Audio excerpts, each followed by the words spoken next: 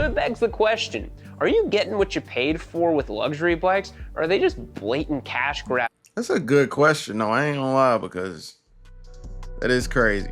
That is crazy. 22K, and it's got less horsepower than something you could have got for half the price. That's a good point.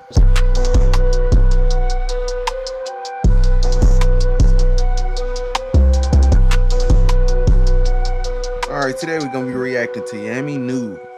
Are you getting scammed with luxury motorcycles? Those just came out 8 hours ago. Okay. I kind of like Yami New. Hey, I'm shooting for that Ducati. I'm getting that. He giving it away. And I've actually heard that he really give away his bikes. Like, this is not a scam at all. This is not a scam. $22,000 for a Ducati Panigale with 120 horsepower? What a waste of money. This is something we see on the channel all the time and in the comments. They say, Yam, you could have gotten a ZX6R for half as much that had even more horsepower. So it begs the question, are you getting what you paid for with luxury bikes, or are they just blatant cash grabs? That's a good question. No, I ain't gonna lie, because that is crazy. That is crazy. 22K, and it's got less horsepower than something you could have got for half the price. That's a good point. For dummies with deep pocketbooks. ZX6R, 127 horsepower for $12,399. Brand new YZF R9, 118 horsepower for $12,499. But then Panigale V2S, 120 horsepower for $18,995. Yeah, I mean, I get it, and it kind of begs the question, how do they keep getting away with it? Because when you buy these types of motorcycles, you're getting more than just a bike. You're buying into the lifestyle, the pedigree of the brand. And for sure, that's what I'll be buying it for. I mean, it is the bike. It's the bike to have. They the ones who win in MotoGP. They the ones, they doing their thing, bro. Ducati killing it. You pull up on a Ducati, look, you know about bikes or not, that Ducati gonna draw your attention. It's that bike, bro. It's the bike. It's my dream bike. I don't care what nobody say. What it says about you as a person who bought it. Think about it this way. Imagine I'm sharing with someone for the first time that I'm a motorcyclist.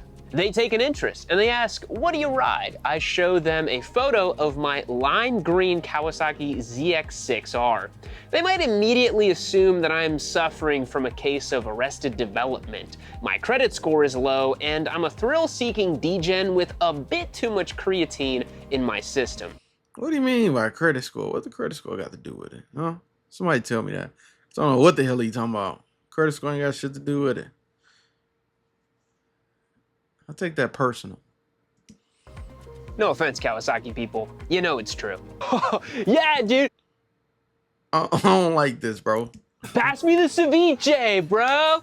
Yeah, no, man. I did a $148 on my ZX6 to get here, man. Yeah. Whether we like it or not, the items we buy, the clothes we wear, the choices we make as consumers affect the way we're perceived by others around us. It's why every deeply insecure young 20-something male takes out a predatory loan to purchase an S1000RR that they don't need. It's also why I wouldn't personally wear an Ed Hardy shirt to a nice dinner with friends.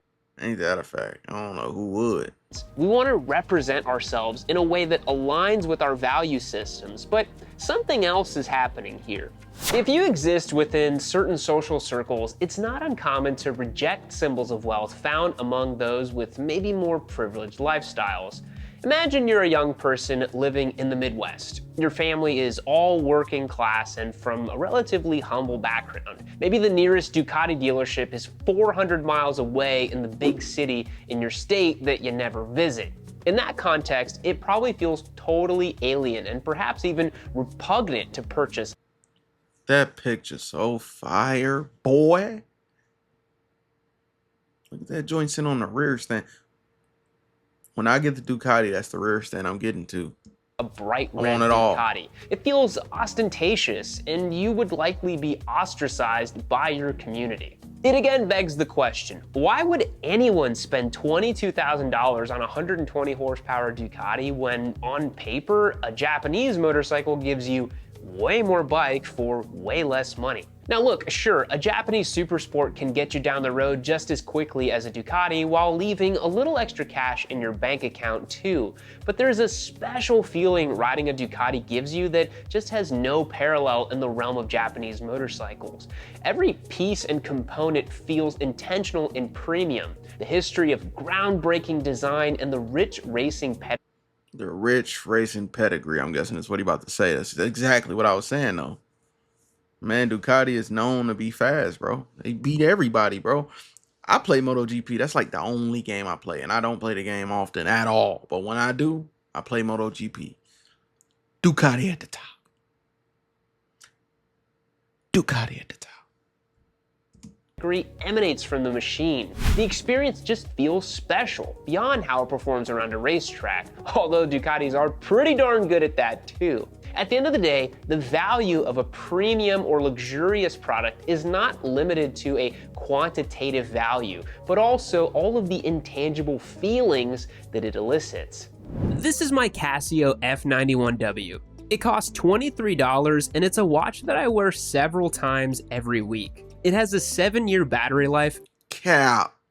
Ain't nobody wearing that shit.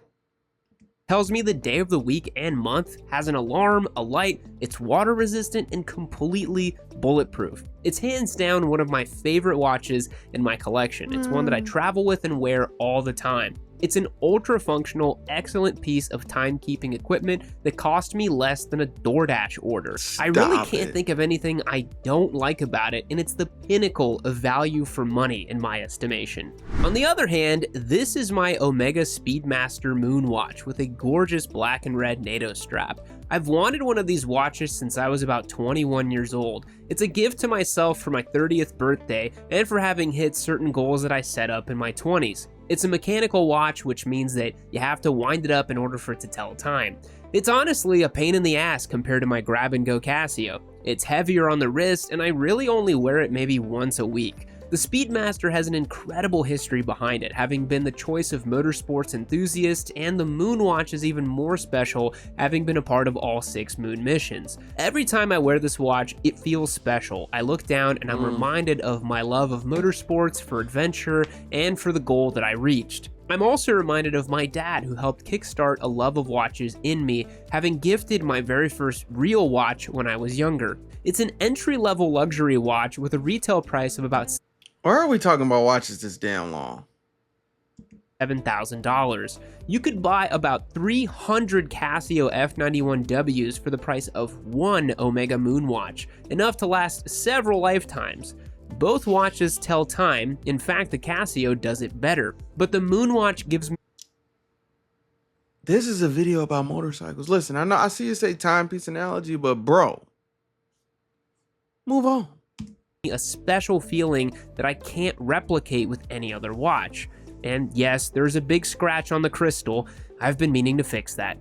Ducati charges more than other manufacturers for various reasons. First of all, they have a very small production volume, all things considered. If you're selling 50,000 bikes versus 500,000 bikes every year, you're going to have to charge more to turn a profit.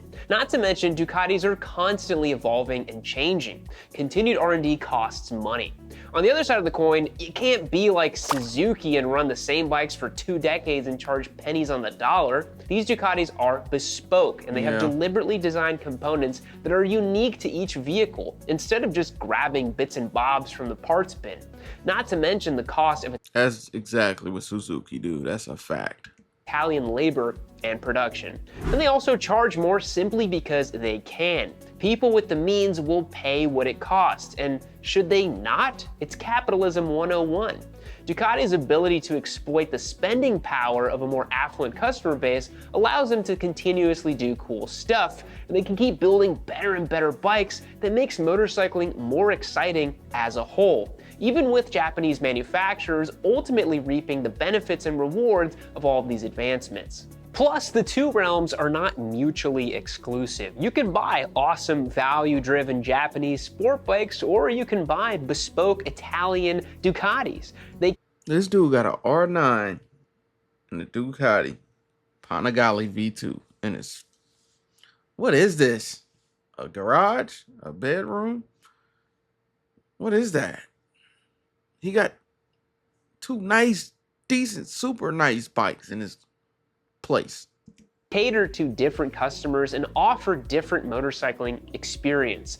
There doesn't always need to be a direct comparison. It's apples and oranges. Well, no, it's more like ramen and fettuccine. Whether or not you can afford a Ducati or you want to go drop $22,000 on a middleweight bike, we're just glad that Ducati exists. It gives people something to dream about and to aspire to. It pushes manufacturers to make more interesting bikes, and it gives people a different feeling when it comes to motorcycling. But what do you guys think? He must be getting paid by Ducati. I would not be surprised.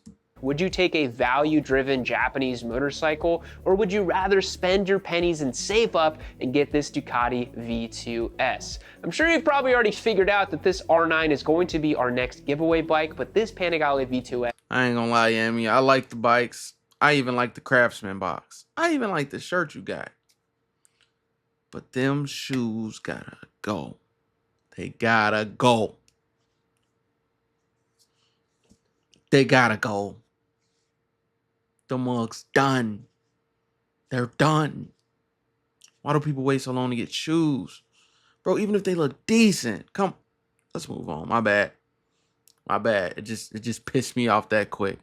Is up for grabs over on yammynoob.co. Go and get entered today as a member and join everything we got going on. If you want to see more content on the Panigale V2S, click this video right over here and check out my first ride and impression on this machine. Thanks so much for checking out today's video. That video. I truly do appreciate it. We'll catch you in the next one. That ain't that. That's 7 dumb motorcycle features nobody asked for. Either way, that's Yammy Noob. Are you getting scammed with luxury motorcycles? Because I won't. I'm buying that joint. Like he said, they charge that much because they can. It's about it's about the way it make you feel. What is the value to you? That's the question. Unless you could build your own Ducati or better, I don't see why nobody complaining. You see what I'm saying? Now, you're different if you could build your own bike. You're a little different. Either way, it's J Ride. Make sure you like, comment, subscribe. I'll see you on the next one. Peace out.